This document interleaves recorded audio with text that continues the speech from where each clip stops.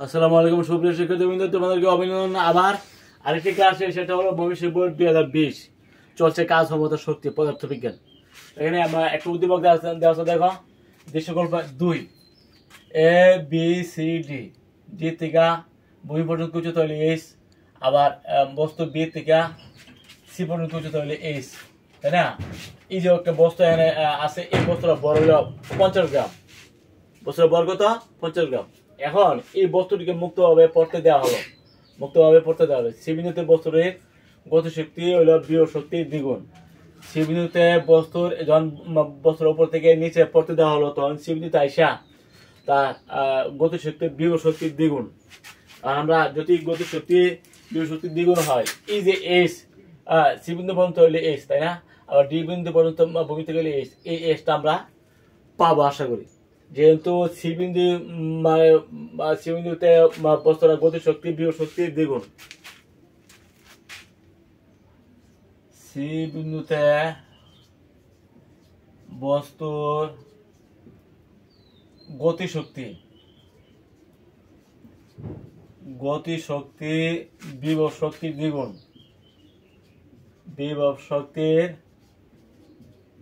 দ্বিগুণ। সুতরাং half M B square গতিশক্তি বিভব শক্তির দ্বিগুণ। বিভব শক্তি হলো এম জি এইচ, তাই না? এখন দুদিকের এম আমরা বাদ দিতে পারি। বি স্কোয়ার সমান কি? এখানে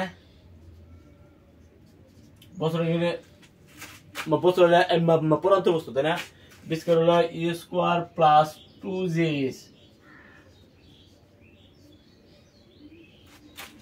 আর এম জি 2 এত বাদ গেল, এইচ কত এখানে?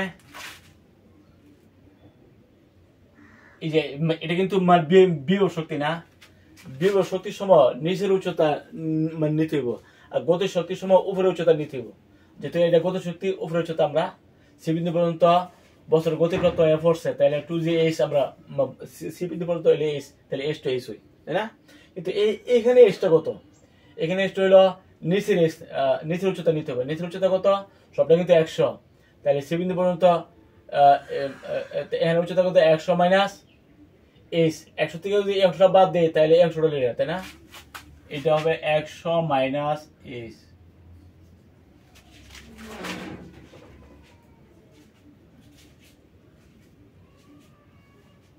ঠিক আছে, 100 মাইনাস এইচ।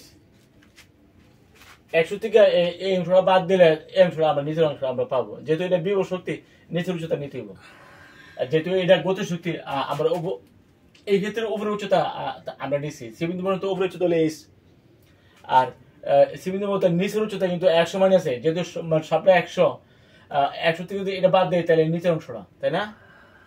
এখানে উচ্চতার মধ্যে কিন্তু তোমাদের পেশটা লাগে, পেশটা না লাগে এটা করতে হবে। যখন বছর পরে, তখন তার আদি বেগ হলো 0, আদি বেগ 0।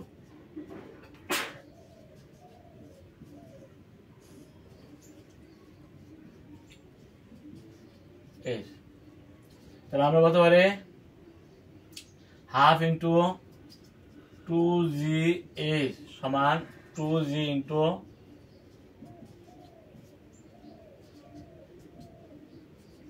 জি এস সমান 2জি ইন্টু 100 মাইনাস। আমরা এখানে এইচটা কত আমরা এখন হিসাব করতেছি। এইচ কত হবে? এইচ এর সমান 2 গুণ করলে 200, এইচ প্লাস 2এইচ 200। তাহলে এইচ কত?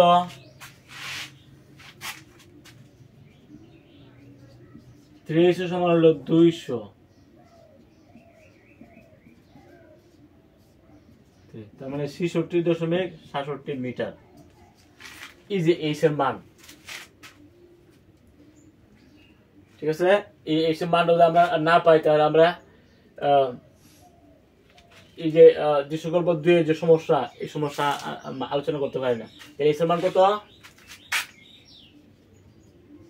66.67 মিটার।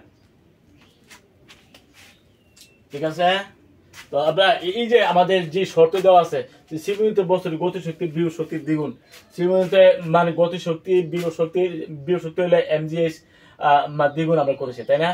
তারপর এই যে গতিশক্তি হলে হাফ এমভি স্কোয়ার আর বিভব শক্তি হলে এমজিএস আমরা নিলাম। এখন বিভব শক্তির সময় এই যে বি স্কোয়ার মানে ইউ স্কোয়ার প্লাস 2জিএস প্লাস হবে, এখানে মাইনাস হবে না যেহেতু এটা পরন্ত বস্তু। অভিকর্ষ বলের দিকে বস্তু পড়তেছে প্লাসের সূত্র দিব, তাই জন ফলে তখন আদমি হলো 0, 2জিএস 2 দিয়ে বাদ, এখানে হলো জিএস। এখানে আমরা যে উচ্চতা আমরা নিয়েছি এমজিএস, কোন উচ্চতা নেব? যেহেতু এটা বিভব শক্তি নিচের উচ্চতা নিতে হবে। সিবিন্দু নিচের উচ্চতা হইলে যেহেতু উপরেরটা এক্স শব্দ মিলে 100, 100 থেকে এইচ বাদ দিলে 100 থেকে এইচ বাদ দিলে এলো নিচের অংশটা, তাই না? সিবিন্দু থেকে ভূমি পর্যন্ত নিচের অংশটা হলো 100 মাইনাস এইচ, মানে এইচ বলতে হবে। ঠিক আছে, এখন আমরা পাইলাম 2g ইনটু 100 মাইনাস এইচ, এর 2 দিয়ে বাদ জিএস সমান হলো 2g ইনটু 100 মাইনাস এইচ, জি যে বাদ এইচ এর সমান হলো 200 minus 2h, 2h plus 2h হলো 200, তার মানে 200 h ইকুয়াল টু 66.67 মিটার। যে এইচ এর মান এখানে দেওয়া ছিল না, আমরা এইচটা নিয়ে নিছি যেহেতু আমাদের দৃশ্যকল্প 2 এর সমস্যা সমাধান করতে হবে। ঠিক আছে, তাহলে এই সমান কত? 66.67 মিটার। ওকে, বিভব শক্তি এবং গতি শক্তির যে শর্ত, এই শর্ত থেকে আমরা এই সমানটা নিয়ে নিলাম।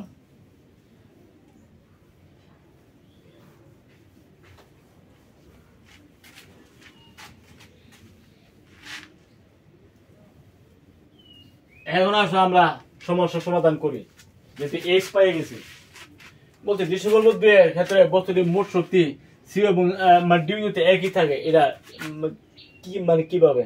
সি বিন্দুতে যে মোট শক্তি বছরে কিন্তু 50 গ্রাম ভরের বস্তুর ভর এম হইল 50 গ্রাম, তার মানে 0.05 কেজি 1000 দিয়ে ভাগ দিলে। ঠিক আছে, এই যে 50 গ্রাম ভরের বস্তুরা কিন্তু উপর থেকে মুক্তভাবে ছেড়ে দেওয়া, তাই না? এখন সি এবং ডি বিন্দুতে মোট শক্তি হিসাব করতে হবে। সি বিন্দুতে ফেরার সময় সি বিন্দু তার মোট শক্তি কত, ডি বিন্দুতে মোট শক্তি কত?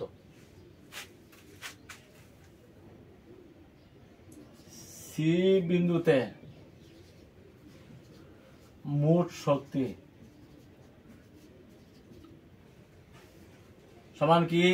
মোট শক্তি মানে EP plus EK, EP plus EK, EK মানে গতি শক্তি আর ইপি হইল বিভব শক্তি। বিভব শক্তি কি? এম জি এইচ, আর ইকে হইল হাফ এম স্কয়ার। সি বিন্দুতে আমরা সি বিন্দুতে মোট শক্তি হিসাব করতেছি, যেহেতু এটা বিভব শক্তি নিচের উচ্চতা নিতে হইব, তাই না? এম জি 100 মাইনাস এইচ, এইচটা এই যে উচ্চতাটা এটা কি তাই না? 100 থেকে যেহেতু এটা বিভব শক্তি নিচের উচ্চতা নেব, নিচে কত আছে? 100 minus h plus half m into v square মানে 2gh। যেহেতু এটা গতিপ্রাপ্ত উপরে থেকে নিচে বসছে, তাহলে যেহেতু এটা গতি শক্তি উপরে উচ্চতা নিতে হইব, উপরে উচ্চতা আমার কত? এইচ, আমরা এইচ নিছি। আশা করি বুঝতে পারছো। এখন আসো আমরা মানগুলো বসাই দিব। 0.05, 9.8, 100 মাইনাস 66.67 এই মান আমরা বসাই দিলাম। 0.05 ইউ হইল 0, 9.8 আর এইচ, এই যে এইচ তো আমরা জানি 66.67, 0.05 100 থেকে এটা বাদ দিলে 33.33। যেহেতু এটা শক্তি আমরা জোর বলতে পারি, এটা হলো ইপি। হাফ ইন্টু এত যদি আমরা এখানে 2 আছে 2 বাদ দিতে পারি, 2 দিয়ে বাদ যাবে, বাদ গেলে থাকবো 0.05, 9.8, এখানে হইলো 66.67 জোল। আমরা হিসাব করতেছি সি বিন্দুতে মোট শক্তি। সি বিন্দুতে মোট শক্তি মানে কি ইপি প্লাস ইকে। ইপি হইল এমজিএইচ, বিভব শক্তির সমান নিচের উচ্চতা নিতে হবে যেহেতু পরন্ত বস্তু, আবার গতি শক্তির সময় মানে উপরের উচ্চতা নিতে হবে যেহেতু এটা পরন্ত বস্তুর ক্ষেত্রে গতি শক্তির সময় উপরের উচ্চতা আমরা নিয়েছি মানে এক্স এর মান, যেহেতু এটা বিভব শক্তি এখানে মানে উচ্চতা নিয়েছি নিচেরটা। ঠিক আছে, আমরা নিচে করি 0.05 into 9.8 into 33.33 16.33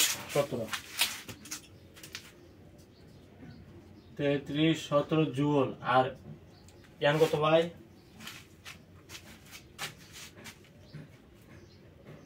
plus 0.05 into 9.8 into 60.67 এখন পাইলে আমরা 32.63 জুল। দুইটা আমরা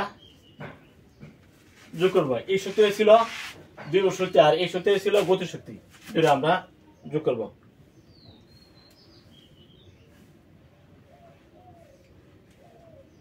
49 জুল পাচ্ছি আমরা। আমরা হিসাব করেছি সি বিন্দুতে মোট শক্তি কি আসলে ইপি প্লাস ইকে। ইপিটা কি এমজিএইচ আর ইকেটা কি হাফ এম বি স্কোয়ার। মানে ইউ স্কোয়ার প্লাস 2জি পরন্ত বস্তু ক্ষেত্রে। আর যখন এটা ফলে তখন আদি বেগ হলো 0, আদি বেগ 0 মিটার পার সেকেন্ড, আর এম হইল 0.05 কেজি। এই মানগুলো আমরা মান বসাইছি। আর এইচ কত পাইছি? 66.67 মিটার। ঠিক আছে, এমজিএইচ প্লাস ইকে। এমজিএইচ ছিল এখানে যেহেতু এটা বিভব শক্তি এমজিএইচ, এই এসটা হইল তোমার নিচের উচ্চতা নিতে হইব। পরন্ত বস্তুর সাথে বিভব শক্তি বেলা নিচের উচ্চতা নিতে হইব। হ্যাঁ, আবার যখন পরন্ত বস্তু বেলা গতি শক্তি নেব তখন উপরে উচ্চতা নিবা। এই বোর্ডটা যেন কারো না হয়, তাইলে আর বোর হবে না। 100 মানে এইচ হইল 66.67। এখানে যেহেতু উপরে উচ্চতা এইচ হইল 66.67।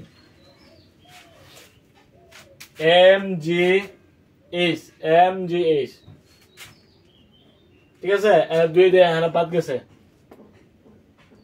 এবার হিসাব করে আমরা পাইলাম সি বিন্দুতে মোট শক্তি হলো 49 জুল। আশা করি বুঝতে পারছো।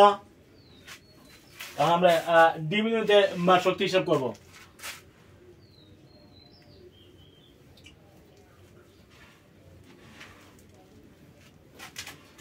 আমরা পাইছি 49 জুল।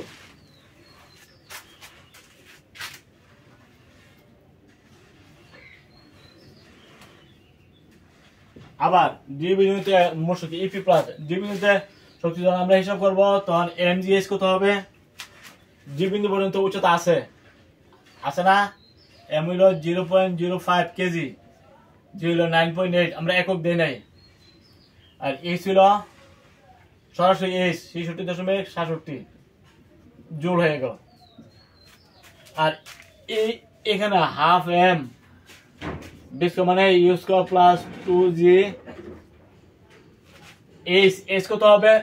মানে উপরেরটা ও যেহেতু এই ডি বিন্দু পর্যন্ত উচ্চতা হইলো এইচ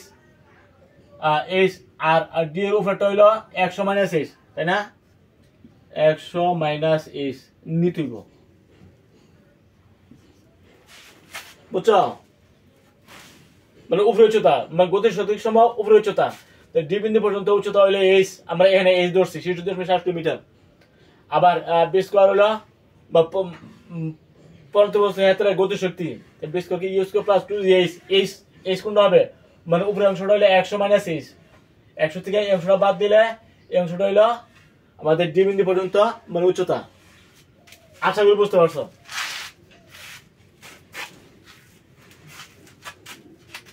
(0.05 into 9.8 into 66.67) আমরা পাইছি 32.6683 জুল। ডি বিন্দুতে বিভব শক্তি আমরা পাইছি এত, এখন গতি শক্তি হিসাব করতেছে, এখন হইলো ই হইলো 0 half m into 0 square plus 2g into x minus এই ছিল 66.67, তাই না? আবার জোল প্লাস 2 দিয়ে বাদ, তাহলে এম জি ইন্টু 100 থেকে বাদ দিলে 33.33 জোল।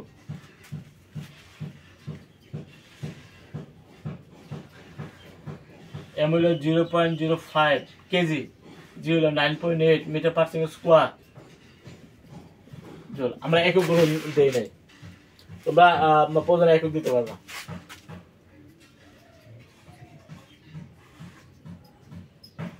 এই অংশটা আমরা হিসাব করবো 0.05 ইন্টু 9.8 ইন্টু 33.33 16.33 17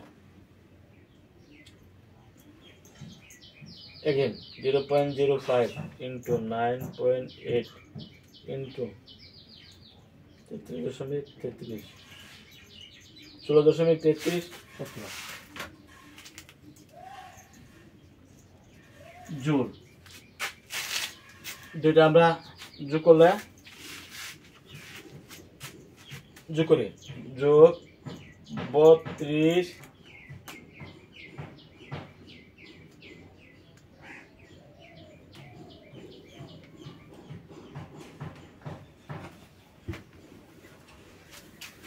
এখানে মনে হয় সম্ভবত একটু একটু ত্রুটি হয়ে গেছে। 0.0 আমরা গুণটা আবার করতে হবে, 0.5 into 9.8 into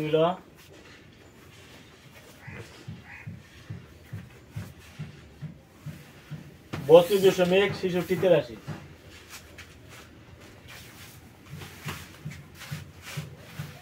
32.6683 হবে।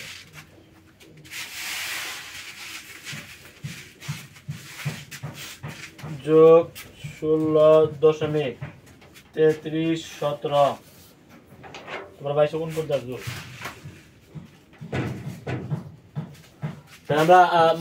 আমরা লক্ষ্য করি যে সি বিন্দুতে যে মোট শক্তি আমরা পাইছিলাম 49 জুল, আবার ডি বিন্দুতে হিসাব করে মোট শক্তি পাওয়া গেছে 49 জুল।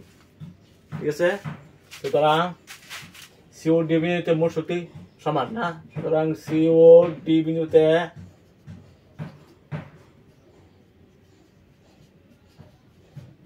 শক্তি সমান, মোট শক্তি সমান।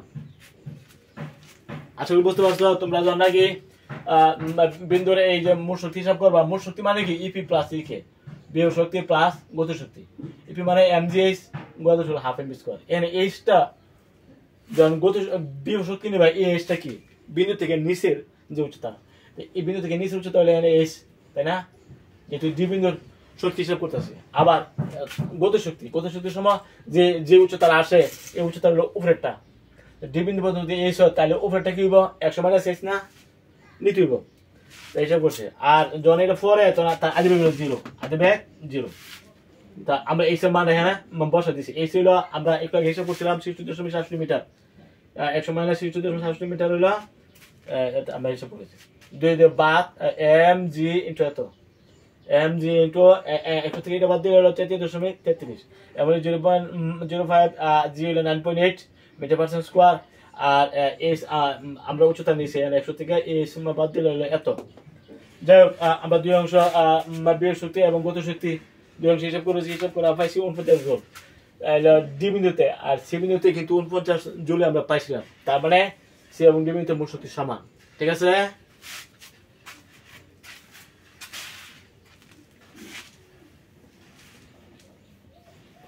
এখন আমি হিসাব করবো চলছে ময়মনসিংহ বোর্ড 2020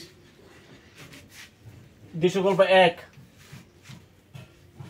কি বলছে।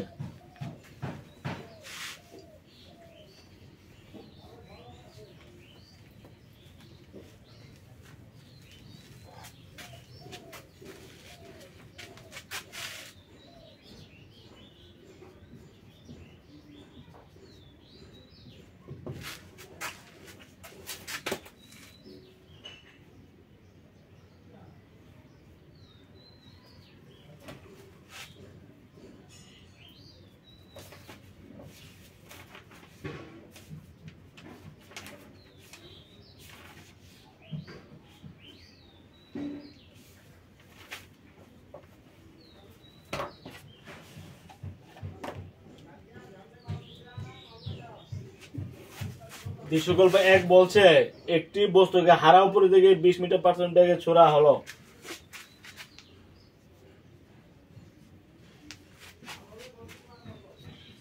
বস্তুকে হারা উপরের দিকে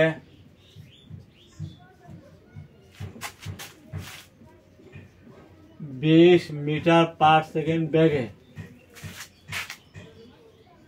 উপরের দিকে ছোড়া হলো।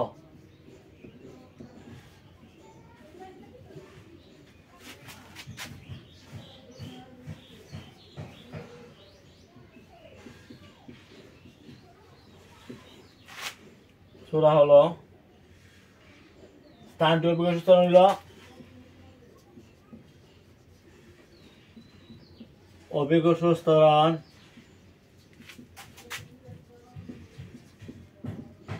9.8 মিটার পার সেকেন্ড স্কোয়ার। ঠিক আছে, এই হলো আমাদের দৃশ্যকল্প 1। এর থেকে প্রশ্ন অ্যান্সার করতে হবে।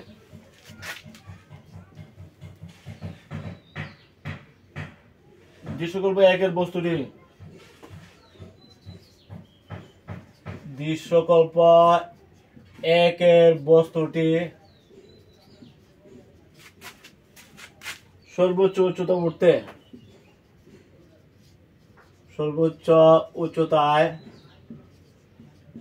উঠতে কত সময় নেবে? কত সময় নেবে? সর্বোচ্চ উচ্চতা এখন কিন্তু একটা সময় চাইছে, শুধু উত্থানের সময়, পতনের সময় কিন্তু চাই না, শুধু একটা চাইছে, মানে সর্বোচ্চ উচ্চতা উঠতে সময় কত। সেক্ষেত্রে সর্বোচ্চ উচ্চতা যখন উঠে তখন তার শেষ বেগ 0 হয়ে যায়। আমরা জানি কোন বস্তুর সর্বোচ্চ উচ্চতায়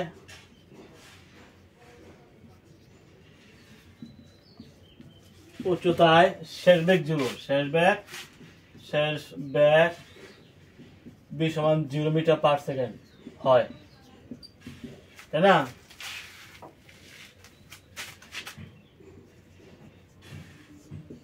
সর্বোচ্চ উচ্চতায় v সমান u মাইনাস জিটি। আমরা মাইনাস দিলাম কেন? অভিকর্ষ বলের বিপরীতে বস্তুর উঠতেছে। পৃথিবী এবং পৃথিবী বস্তুকে আকর্ষণ করে, এই জন্য এটা নিজ দিকে পড়ে, এটা বলা হয় অভিকর্ষ, তাই না? অভিকর্ষ বলের বিপরীতে কিন্তু বস্তুর উপর থেকে উঠতেছে, এই জন্য হবে মাইনাস। সর্বোচ্চ উচ্চতায় back is equal to u minus gt. U minus gt এটা আমরা জানি।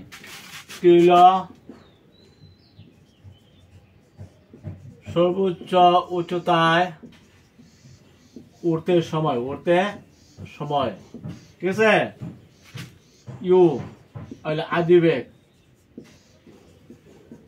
কত?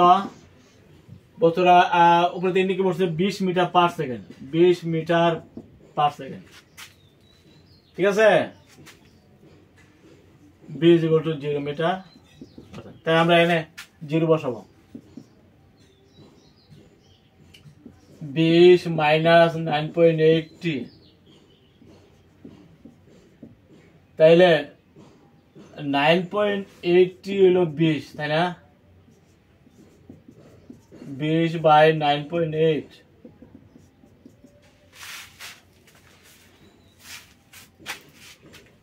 বিশ ভাগ 9.8, 2.04 সেকেন্ড।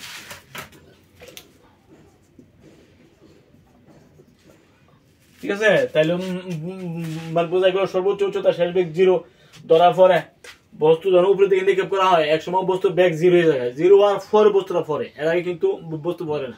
তো এক্ষেত্রে এখানে 0 ধরতে হবে। ইউ মাইনাস জিটি, যেহেতু অভিকর্ষ বলের বিপরীতে বস্তু নিক্ষেপ করা হয়েছে, তাহলে এখানে আদি হইল 20, 9.8 হলো অভিকর্ষ ত্বরণ টি, তাহলে এক্ষেত্রে আমরা টি পাইছি 2.04 সেকেন্ড। তার মানে 2.04 সেকেন্ড পরে বস্তুটা সর্বোচ্চ উচ্চতা উঠতে পারবে। সর্বোচ্চ উচ্চতা উঠছে, তার প্রমাণ কি? শেষ বেগ 0, এটা হলো সর্বোচ্চ উচ্চতা প্রমাণ।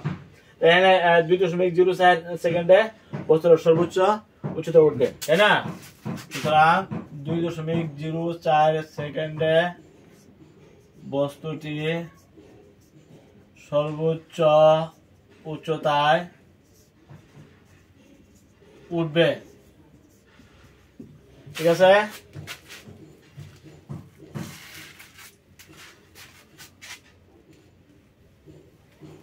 পরের প্রশ্ন।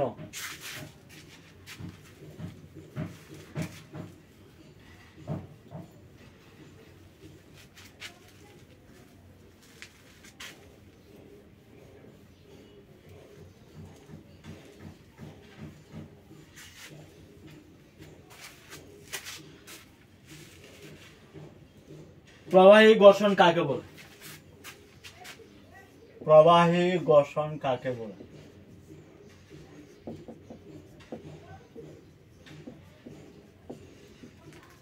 আসলে ঘর্ষণটা কি? একটা বস্তু ধরেন একটা বস্তু আর একটা বস্তুর উপর দিয়ে চলে বা চলার চেষ্টা করে, তখন বস্তুদের স্পর্শতলে গতির বিরুদ্ধে এক ধরনের বাধা সৃষ্টি হয়, বাধাকে বলা হয় ঘর্ষণ, তাই না?